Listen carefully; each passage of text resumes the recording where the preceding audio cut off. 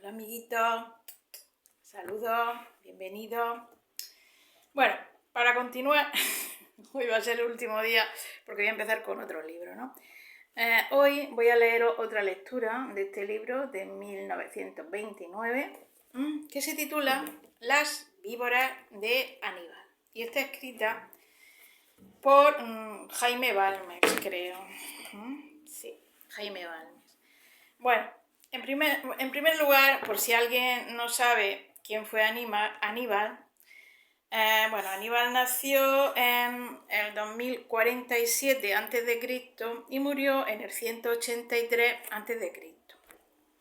Y bueno, Aníbal fue es considerado como uno de los mejores generales y estrategas de todos los tiempos, porque casi vence al Imperio Romano en la Segunda Guerra Púnica que tuvieron entre cartagineses y romanos, ¿no? La Segunda Guerra Púnica fueron entre el 218 a.C. a 202 a.C.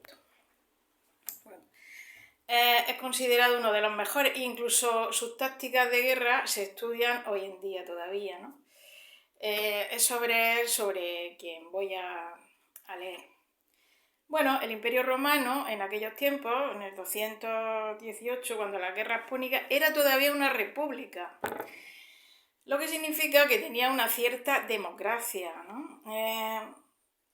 Luego ya más tarde, con Julio César, que lo mataron precisamente por querer terminar con la república, ¿no? Y empezó el imperio.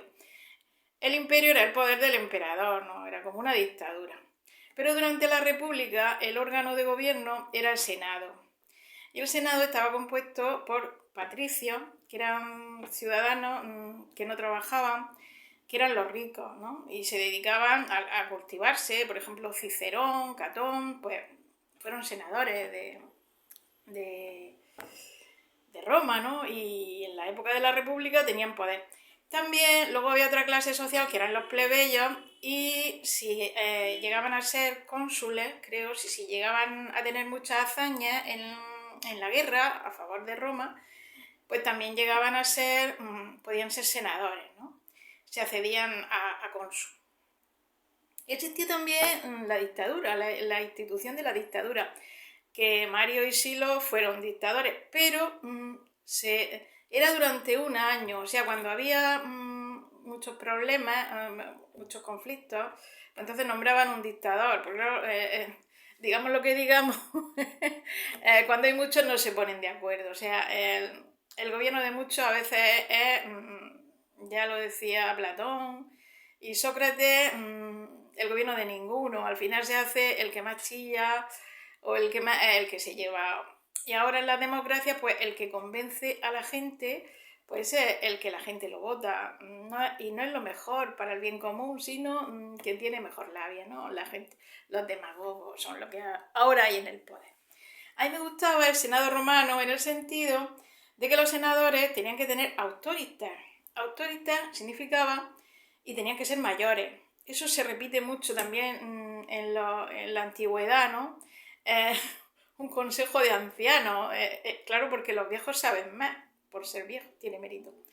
Pero en Roma, en el Senado, además de que eran ancianos, los componentes del Senado, que eran los que gobernaban, los senadores, tenía poder el Senado. Luego cuando vino el imperio, pues era un poder meramente de adorno, ¿no? Porque el que mandaba era el emperador. Bueno, pues los senadores, como digo, tenían que tener autoritas.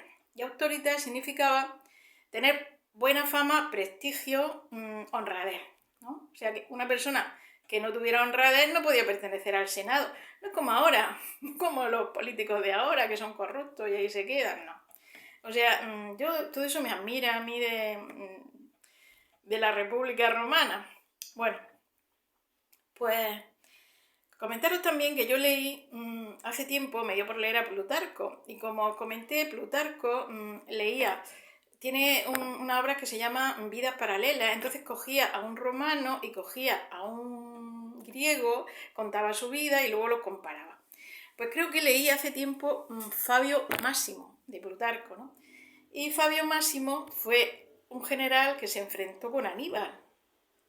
Porque Aníbal cruzó los Alpes con muchos elefantes y llegó a las puertas de Roma. Y creo que la guerra duró 4 años, o sea, estuvieron 4 años para vencer a Aníbal. Faltó poco que Aníbal conquistara el Imperio Romano, que era eh, el imperio más grande que existía en ese momento en la humanidad, y él era una persona, bueno, era un general, era en Cartagena. Bueno, pues yo recuerdo cuando estaba leyendo a Fabio Máximo de Plutarco, pues hablaba porque hablaba de las guerras púnicas de los romanos contra los cartagineses, hablaba de Aníbal. Entonces hablaba de la guerra, ¿no? Y decía que Fabio Máximo era un hombre tranquilo, prudente, y estaba haciendo una guerra de desgaste contra Aníbal. Pero luego, claro, como había democracia, pues, en el Senado podían, bueno, democracia entre comillas, ¿no? No podía votar todo el mundo. Y bueno, ahí lo dejo. Pues resulta que se pusieron de acuerdo otros senadores, y sobre todo otro que era muy fanfarrón, y decía, este Fabio Máximo, ese es un tranquilón, ese no hace nada, y está Aníbal que nos va a comer, y ahí está él tranquilo, que nos ataca, yo quiero ponerme en su puesto. Bueno, entonces pusieron a ese fanfarrón, quitaron a Fabio Máximo de general contra Aníbal y pusieron a ese fanfarrón. ¿Y qué pasó? Pues que Aníbal se lo tragaba al fanfarrón y faltó poco que estuvo a punto de apoderarse de Roma. Y entonces tuvieron que poner otra vez a Fabio Máximo. Y con una guerra de desgaste, porque al fin y al cabo Aníbal había cruzado los Pirineos con su hombre, estaba fuera de su territorio, ¿no? O sea que una hazaña enorme aquello, que faltara poco que a nadie temieron tanto los romanos como a Aníbal. De hecho, cuenta Plutarco que después de Aníbal, cuando ya Aníbal había muerto, ya había pasado mucho tiempo, incluso siglos, en el vocabulario de los romanos, cuando iba a pasar una gran catástrofe temible, ellos decían Aníbal a las puertas, que eso significaba que venía un desastre enorme.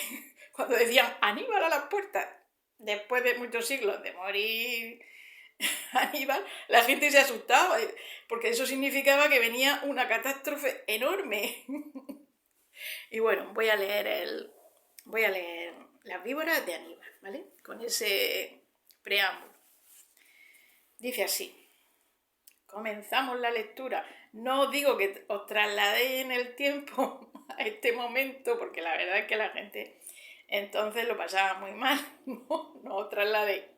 Pensad que estoy sentado en vuestro sofá, de gracias a Dios por eso. Y simplemente escuchar las cosas que pasaban, ¿no? Si es que os interesa. Bueno, Las víboras de Aníbal, de Jaime Balmes. Está Aníbal a la víspera de un combate naval. Da sus disposiciones y entre tanto vuelven a bordo algunos soldados que llevan un gran número de vasos de barro, bien tapados, cuyo contenido conoce muy poco. Comienza la refriega. Los enemigos se ríen de que los marinos de Aníbal les arrojen aquellos vasos en vez de flechas. El barro se hace pedazos y el daño que causa es muy poco. Pasan algunos momentos. Un marino siente una picadura atroz. Al grito del lastimado sucede el de otro. Todos vuelven la vista y notan con espanto que la nave está llena de víboras.